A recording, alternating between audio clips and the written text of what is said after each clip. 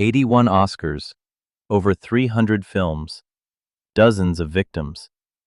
This is how one man ruled Hollywood until everything collapsed. For 30 years, Harvey Weinstein didn't just make movies. He decided which ones won.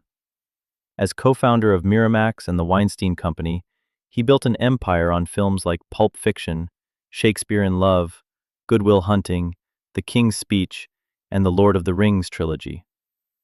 His power was so absolute, actors joked you needed his blessing to get nominated. He was the industry's ultimate gatekeeper. But behind every red carpet was a locked hotel room. In October 2017, Jodi Kantor and Megan Twohey of the New York Times ripped the secret open. Days later, Ronan Farrow published a second exposé in The New Yorker. What they revealed had been Hollywood's open secret for decades, a pattern of sexual harassment and assault. The reports detailed how business meetings in hotel rooms were allegedly used as traps. And then the women started speaking. Dozens of actresses went public. Their accounts spanned 30 years. Among the most prominent names reported in the press and court testimony, Ashley Judd, Rose McGowan, Gwyneth Paltrow, Angelina Jolie, Salma Hayek, Lupita Nyong'o, Uma Thurman, Mira Sorvino, Asia Argento, Annabella Sciorra, and Rosanna Arquette.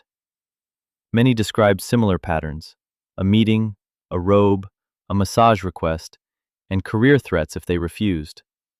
These were not whispers. They were on the record. So how did it stay hidden for 30 years? NDAs, non-disclosure agreements.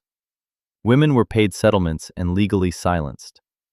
Former employees described a complicity machine, assistants who booked the rooms, lawyers who drafted the NDAs, and a culture where everyone knew, but no one could afford to speak.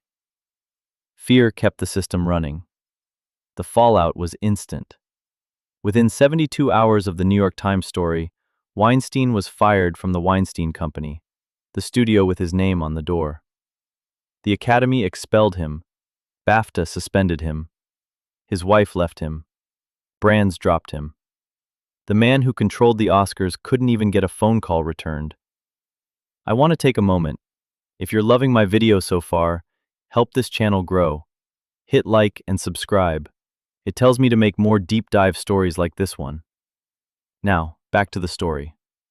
In 2020, a New York jury convicted him of raping Jessica Mann and sexually assaulting Miriam Haley.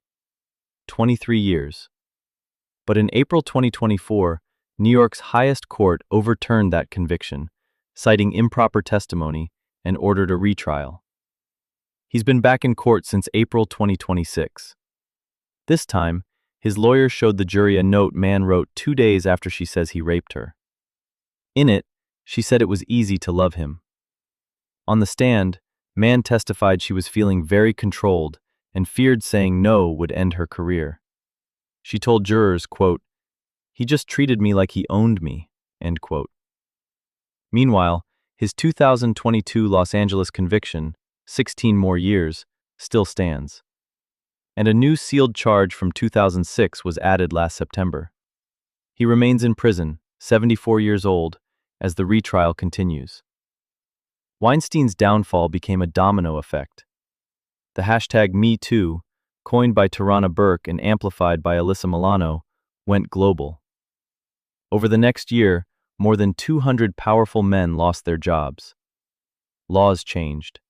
California banned NDAs in sexual harassment cases. New York extended the statute of limitations. The industry was forced to hire intimacy coordinators and launch harassment hotlines. Weinstein went to prison, but his story became something bigger. It proved that one investigation could crack a system, that silence can break, and that the gatekeeper who decided who made it in Hollywood didn't get to decide how his own story ended.